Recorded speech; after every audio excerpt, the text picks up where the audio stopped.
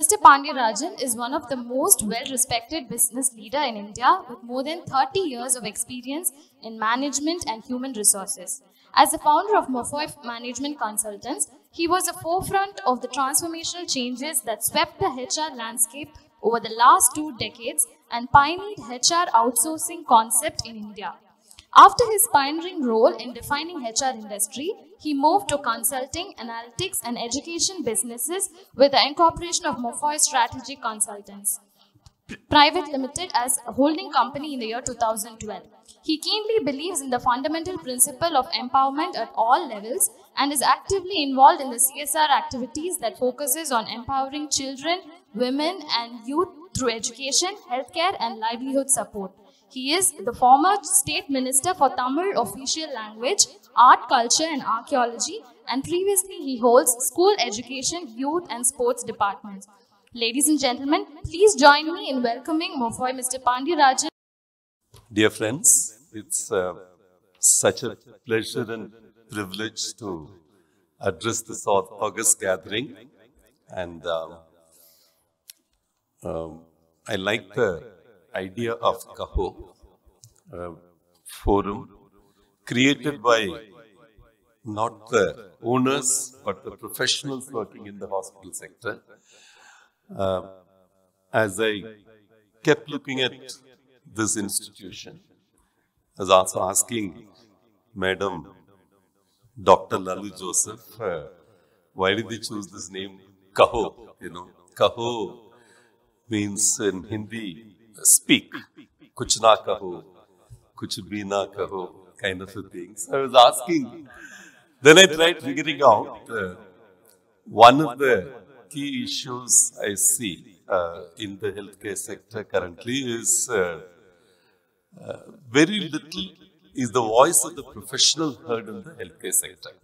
Many people's voices get. I was in the government for 10 years, so I know what kind of advocacies happen, what manner the advocacies happen in this industry. So if you really are, as Upanishads say, a leader is one who can see the unseen, articulate the unarticulated, and act what is withheld. Kathopanishad speaks about defining a leader as one who can see the unseen, articulate the unarticulated, and act what is withheld. Okay, somewhere you must have taken a leaf out of it and underlined this theme of, can you articulate the unarticulated? Very nicely, Father spoke about co-production, and in our jargon we use the term co-creation. Okay, so the co-creation in HR is one of the themes which we often speak about, and the theme which has been given to me, the future of work. What are the new paradigms which are happening in HR? And in the HR community, normally one is very scared to speak HR to a healthcare community, because if you look at the sectors on which the advances in HR get actually implemented, healthcare comes in fairly low in the order. If you were to look at the 6 sectors of the healthcare value chain, talking about starting with your pharmaceutical industry, which is one of the healthcare value chain sectors, and ending with the hospital sector, which is where the delivery has been happening for a long time. It may not be any longer. In the sense, I would like to pay my respects to first Kaho, the kind of metaphor you've chosen to express yourself. And of course, you also have a face and a voice to express. So, congrats to Kaho. All the very best in your journey ahead. To emerge like NASCOM emerged for the IT industry, may Kaho emerge for the healthcare sector.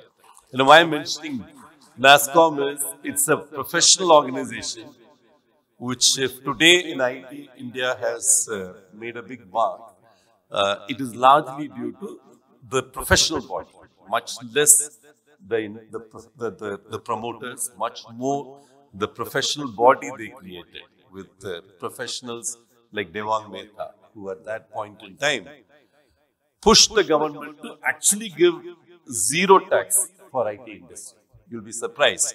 Because that time, the voice of the unvoiced used to be the IT industries at that time. It was a very small industry, at that point in time.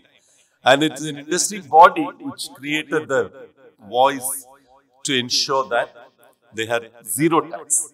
And it ensured that the industry grew in leaps and bounds. So if you wish to be the voice of the industry, best wishes. There's a tremendous need. I would only suggest that you cover the entire range of the value chain of healthcare. Because today, to speak of one sector of the healthcare value chain is becoming increasingly meaningless. Okay, in the sense whether it is the home healthcare, which some of the hospitals start seeing as competitors to them, whether it means preventive healthcare, which some of the hospitals have started seeing competitors to them, frankly. Okay, or whether it's health insurance, or whether it's health tech. Today, the kind, I remember when I started my career around the 84, when I started my company. A very common saying, the sickest in the country are not the people at the hospitals. Most of the hospitals used to be sick. To make money in a hospital was very tough. I know one of my friends who used to just go around acquiring hospitals and actually convert that into something else. Okay, in the mid-80s, it was a very popular saying that many of them were getting closed down, private hospitals I'm talking about. And, today, if you were to flash back 40 years, today, if you see the highest valuation of many industries, it's actually the hospitals. Okay, it's the healthcare sector, broadly, if you were to say. And I'm beginning with my speech, The Future of Work, understanding the idea of a value chain, how the entire digital transformation disruption, which is happening to every industry, is also disrupting this. And consequently, the kind of implications it has for HR. In my view, the disruption that we are seeing currently is a monumental disruption. We have always seen many disruptions since the time of independence. Disruptions happen in the political domain, social domain, technological domain, and all of it have an impact in the industry. Legal domain, for instance, some of the laws are hugely disruptive to an industry. And HR as a profession, I assume that 90% of the people here are human resource development professionals, get hugely impacted by these transitions or disruptions.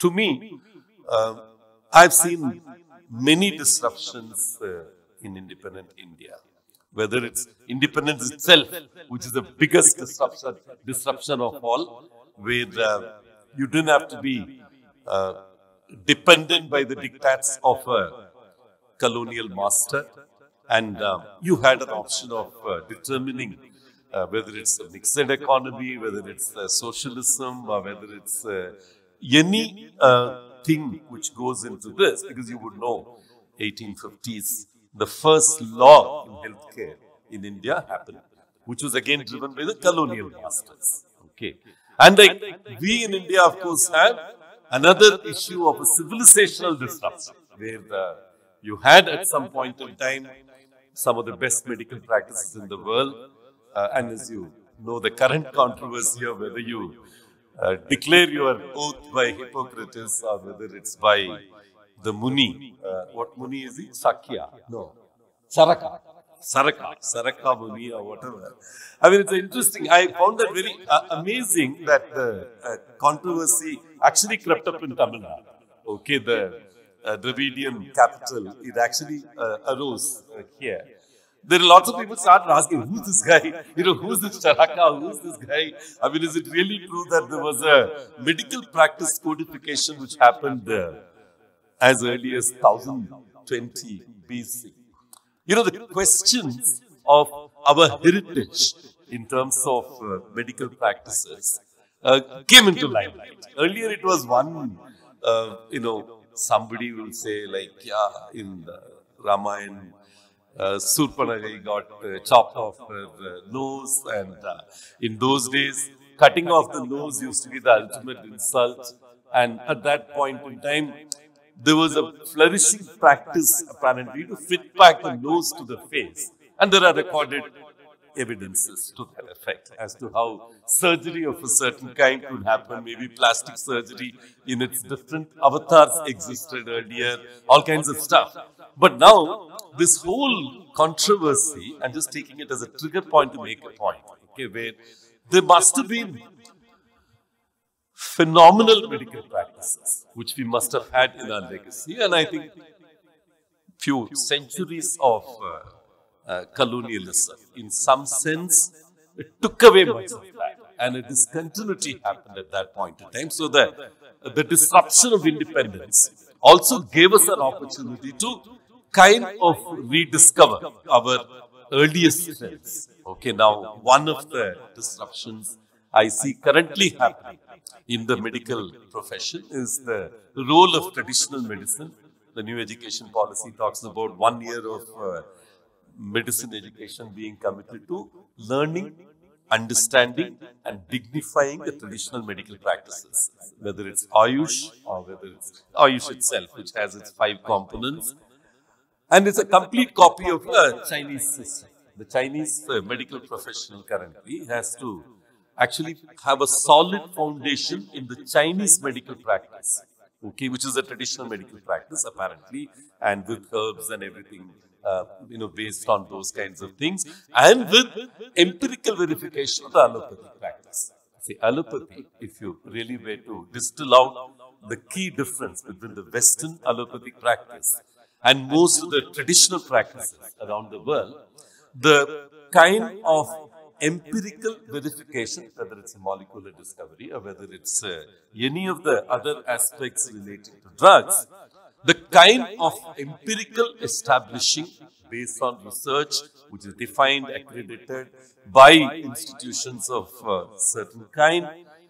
Today, the politics of the whole medical practices is coming into very sharp light, which is one of the reasons intellectual property rights get questioned, the IPR regime gets questioned, and with every one of them, there will be a big disruption in the manner hospitals are going to be able to function in India. I'll just let you, I'll pause a little bit. I'll give you another big bit of information. Today, if you were to really ask, the first company which went and raised public money was Apollo about 32 years back, if my recall is right.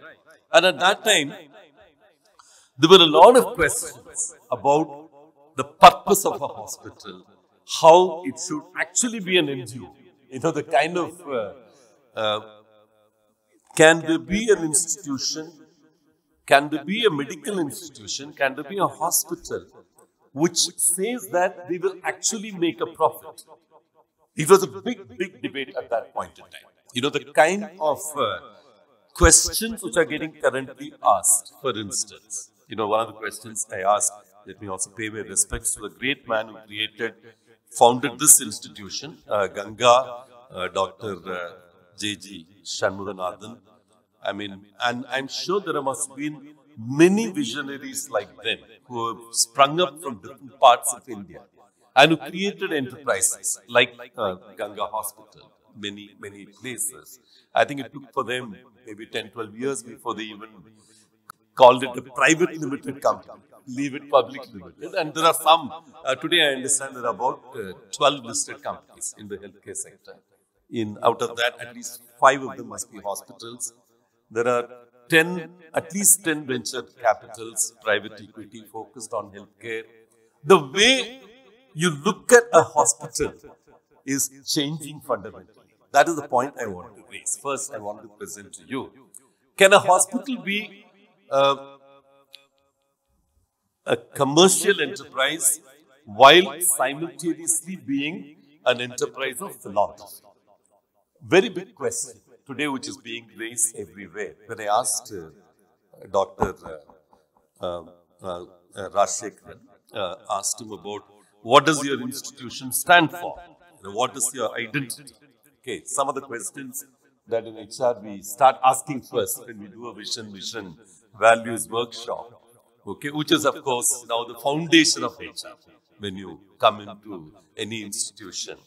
Very nicely he said, the one which gives me a pride and identity is that till now some 4,500 people from UK, US, doctors come here to learn good surgical practices. And apparently that's the largest number for any hospital in the country today. I think it needs a clapping for you. Okay. You see that, to me, that's important. You know, what is the primary identity of a hospital? Okay. And what is it that, I mean, there's no pride that, look, I'm treating a million patients a day kind of a thing. I'm sure some other hospitals can claim that. Who's your benchmark? I want to be a Mayo hospital. Mayo doesn't get listed in the stock exchange. Mayo doesn't get into taking venture capital, private equity. They become a private equity. That's another issue. But, Mayo as a symbol okay, that's probably a close role model. But I have my own vision kind of a thing. See, to me, the leaders who have come into the sector, private sector, in independent India, have had visions of different kinds. Like, for instance, the CMC, which got created in a certain manner at, 100 years? 120 years kind of a thing. And the kind of hospitals the government attempted to create in independent India, quite a few of them. They all had solid, very entrepreneurial, visionary leaders. I remember Dr. Sanjeevi, who created the VHS in Chennai. Everybody had their own vision, their own spirit, their own set of values, and their own set of limitations. In terms of the limitations, everybody had their own understanding. Some of them were limited by their values, some of them were limited by their idiosyncrasies, and some of them were actually putting a limit to it, say, I will remain small, I will remain very deep, I will be in research, I will not be in education, I will be in this, I will not be in that. So to conceive this whole industry in terms of all its dimensions, which currently has started happening. Currently, there's a lot of movement between each of the sectors of healthcare. The second point I wanted to leave with the HR community is the kind of milieu that you're currently seeing, where you need to do your HR work. HR itself, as you know, in India, happened in 1984. The term human resource development. I remember my professor at that time, Dr. T.V. Rao, wrote a book called Designing and Managing Human Resource System. He was the first guy to write a book on HRD. And till then, we were known variously at personnel management, industrial relations, welfare, and all kinds of terms was given to this. To start seeing humans as resources, to know that developing them is the foundation of industrial harmony. Concepts like that which got woven into this discipline called HR. Okay, so if I were to really look at the future of work at this point in time, relating to healthcare industry, I think the first thing is that if there are 6 subsectors in healthcare industry, there will be a porous movement of functions from one to another. Whether it's the India defining itself as a pharmacy to the world. Now our pitch now is that we are the pharmacy to the world. We gave the vaccines, we'll give this whole thing, whether it's Redilab, whether it's any of these guys, Now everybody is attempting to set up operations near shore. All the IT jargons are now coming into healthcare industry. Now the near shore center in Russia, the near shore center in Bolivia, okay, all that is happening now, and they're getting money from everywhere currently, and they're getting money from the Western world. Private equity, now the darling is the healthcare sector. So one part of the sector is now moving into becoming the pharmacy to the world. The other sector is now looking at the pharmaceutical analytics to the world. Okay, every big four today sets up thousands and thousands of people who do nothing other than doing healthcare analytics. It can be clinical research data getting analyzed here, pharmacovigilance data getting analyzed here. You have many entrepreneurs who are springing up. Right here in Coimbatore is one entrepreneur who's doing pharmacovigilance for UK, for US. And this is another interesting thing based on the digital transformation, the kind of transformation India has gone in everything. And healthcare industry first attempted to do medical transcription, mass of people who were hired, and then one day it got redefined. And another disruption in UK, US, Obamacare, HIPAA. HIPAA is another standard to store data in the United States. Okay, an act came and everybody had to do legacy work. Legacy work means move data from one format, visualize it in another format and send it back. We had tons of people working here on this particular HIPAA transition work. And you had suddenly for medical professionals, alternatives of different kinds were happening. Okay, in terms of the career choices, for instance. Okay. And the whole thing of deep work based on research and learning, which was actually the medical professional's dream in the 60s and 70s, based on which they were being lapped up in thousands in US, UK. Even today you go to US, the generation which is around 50 years to 80 years, the leaders were Indians, especially Tamils, the doctors who went there, who set foot there. You must have recently seen these two doctors who gave $1 million each to set up the Harvard Tamil chair. Both of them were in their 60s and who kind of made their millions before the kind of barriers started getting erected by the Western nations. Like they are erecting today for nurses. Today, for instance, 20 lakh nurses are needed in US. And like the barriers which are getting erected is CGFNS and kind like that, where they know that the girls as they are can be accepted there. And some of them are getting accepted. But you leave these barriers, the whole gap of 20 lakhs will be filled by Indians. They can.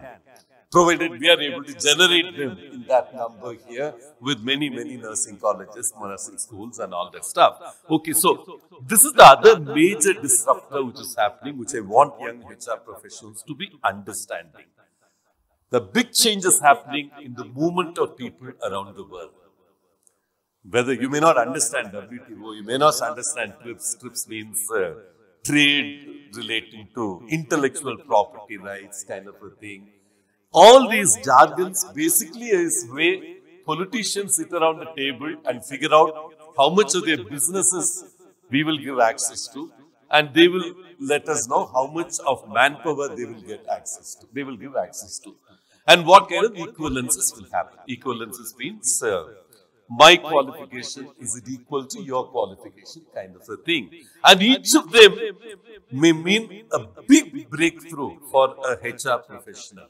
Suddenly you will feel one skill set is going hugely in demand. You don't know how to deal with that kind of a thing. Okay. So to me, the movement of people across the world is getting tremendously changed. And the third disruptor is the whole idea of venture capital, angel investment, private equity, transforming the world where you don't need any money to start a business today. You need to have an idea, as the famous man Thomas Friedman said. You have a scale. One pan is money is in one pan and ideas are in another pan. For a long time in the history of mankind, as he says in his book called The World is Flat. For a long time, the pan carrying money was low and the ideas was high. So guys who have ideas have to go knocking at the doors of people who have the money in order to create an enterprise. Today, the pan carrying money is high and ideas is low, which would mean that today is the time when money is chasing ideas. Like in Chennai, when I created Chennai Angels, I co-created Chennai Angels, we were only 5 of us who started that. Today there are 350 angels who are searching for ideas with money in hand, wanting to invest. We've been able to do only 160 or 165. And imagine the kind of opportunity, especially some of the students who are sitting around here. If one of these, during the day you get one idea and you have a team which you can put together, there are people willing to invest crores of money with you. We have Tamil Nadu government, which has now started something called TANSIM, where you have an idea, they will give you 30 lakhs. And if you are from the depressed classes of the society, you will get twice that money. It's a reality today. It's no, you don't have to pay money to any babu anyway sitting around. They are searching around with money in hand. Okay, so and it's real. Okay, and believe me, this is another very important disruption, I would call, which is as strong as the digital disruption. This is a financial disruption. So you don't have to have money. If there are still people who think that, okay, my father is not a rich man, my mother is not a rich man, they've not given me legacy, so I can't be an entrepreneur, you're wrong. Okay, you can be an entrepreneur. So anybody who has an entrepreneurial spirit, I know one doctor who created a chain of around 12 hospitals, and he didn't have any money, and he started that, and he's now starting his 13th clinic somewhere else, a small format, a digitally linked kind of a hospital. So that will be another important threat and an important opportunity. For a HR person, the great resignation which is happening in IT has touched healthcare also. Whether it's people who want to go overseas and make a living, whether people who want to go outside and set up their own. Okay, so how do we bring in loyalty? How do we bring in a sense of ownership and do things for your doctor, for your nurse? For your nurse also, it's going to happen like that. And the whole lot of technology, guys, who you may need to do right here in your hospitals. That's another important challenge. The future of work is going to be in the hands of the HR professionals who are able to design systems of retention, who are going to be able to design appropriate engagement matrices. What do you choose to measure? How do we ensure that your people not only just stay in your company, but stay engaged in your company?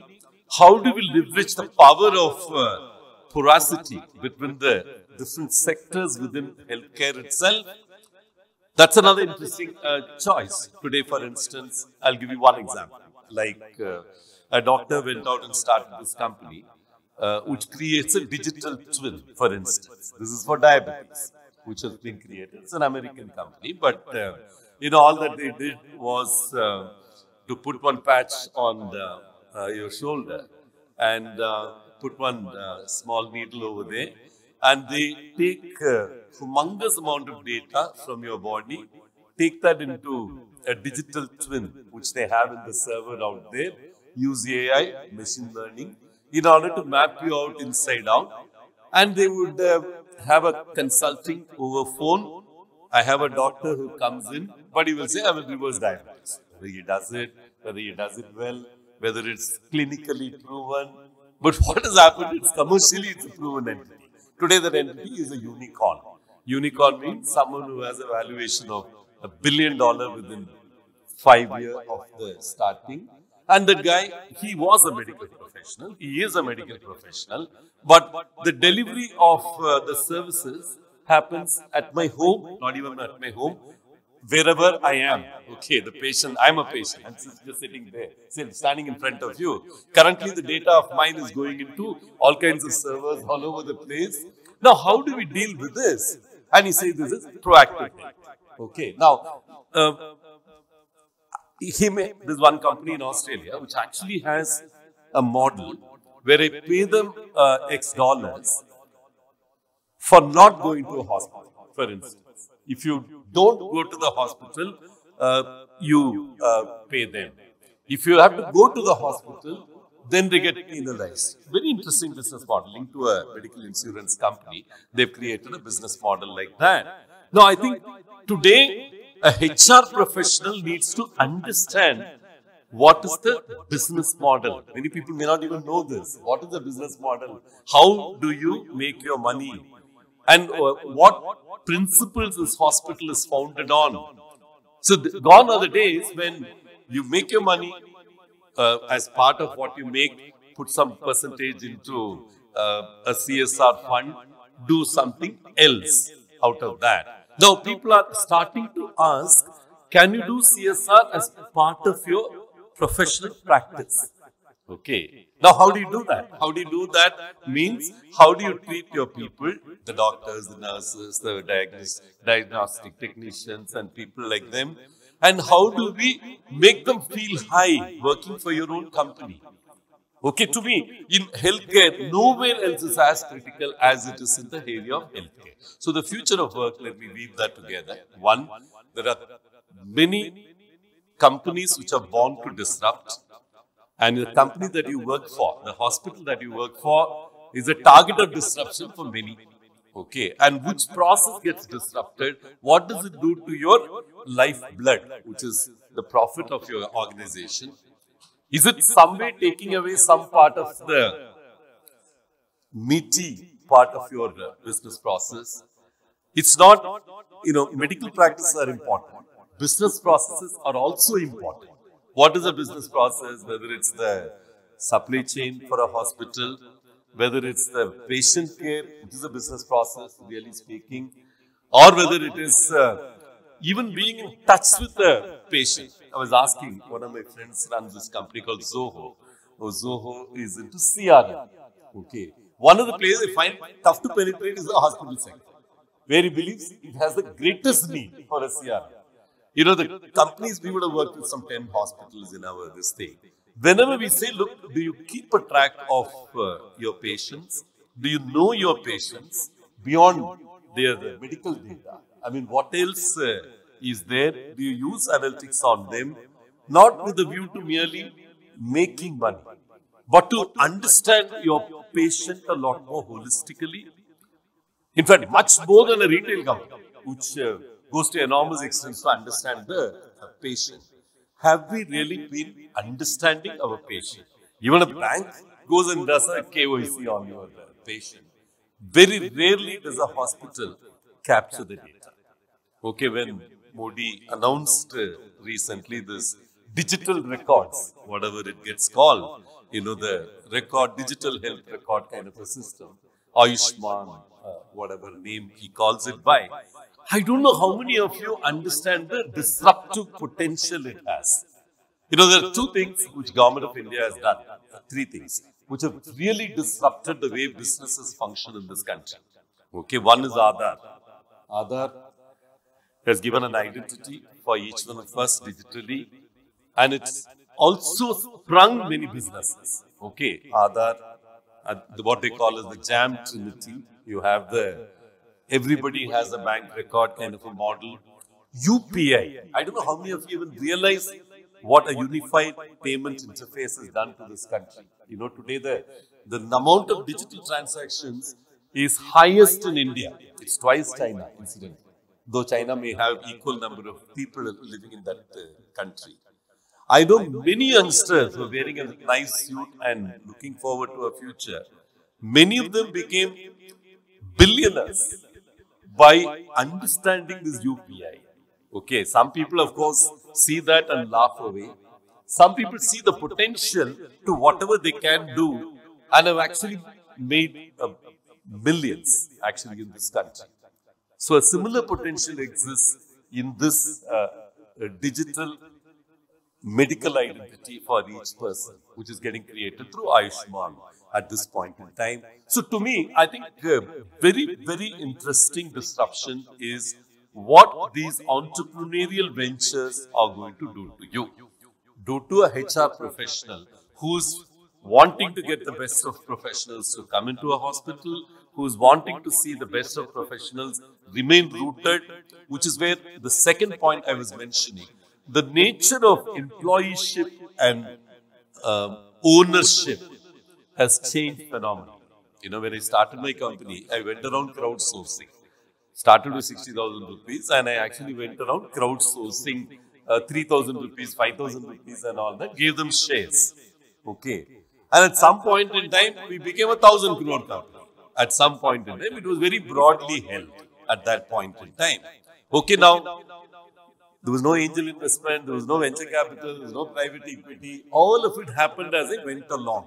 Now, every hospital that I've known of, one of the key ways they try to retain their people is to offer equity. One of the advantages of being a company, one of the advantages of being a little more widely held, more generous company is to do that. Because ultimately, those people, the key departmental heads, the key the doctors, are the basis on which people come to you. Not only the jazzy gadgets you have, not only the kind of stuff that you have there.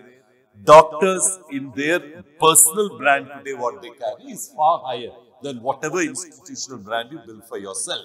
So that's another way. The HR now have many ESOP models, which Government of India permits now. The employee stock option plans. I know at least 2 hospitals who have used this very powerfully for retention. Okay, understanding their needs and dovetailing the reward systems. One of the HR things which you are taught in your class. I think there's phenomenal opportunities today which are happening. And in my view, the future of work where India, as someone said, Arabindo or somebody said, will be the kind of teacher to the whole world, which is what Arabindo said at some point in time. And I think when, words go back to the Ganga founder, Dr. Rajshekharan said this, that today, what Ganga has done to be the teacher to the world of the prime doctors who will come to Coimbatore to learn at the feet of the senior doctors here, can actually be emulated by the HR healthcare professionals to the whole HR community around the world. That much of diversity we have, that much of new beginnings which are getting made today in the hospital sector and can be done in the hospital sector is happening in the healthcare sector, whether it's the way entrepreneurship is transforming, whether it's the way employeeship is transforming, whether it's the way HR systems are transforming. High touch, high tech has become now a model by itself. Can we have high tech and high touch with the employees? What are the various ways which HR tech is unfolding today? There are many HR tech companies which have become unicorns themselves. The way HR management systems are getting set in place, the way it can be dovetailed into your operational CRMs, operational integrations of many kind. I think today a HR person in the new, the future work will have to be a lot more rooted in technology, lot more be able to understand technology, dovetail into it. At the same time, you need to be able to design systems of the right kind for engagement of the employees being a lot more than any other company. And you need to be able to articulate, understand the vision, mission, values of your institution. See what kind of course corrections need to happen, what kind of additions need to happen. Then you become the creators of the destiny, not only for your career, but for the longevity of your institution, or to transform your organization into an institution. You would be the progenitors of the destiny of your organization. All the very best as you progress in this particular thing. And may I wish Kaho to invest in capacity building for people. Very delighted to see the cognizant person come and speak about the kind of transitions in capacity building processes which are happening around the country today and how technology has been playing a key role in it. I think it's very, very important for us to have institutions like KAHO who will emerge as not only the voice of the institution, but also to get people to act what is getting withhold as in the industry as a whole and as a community as a whole. All the very best. Thank you.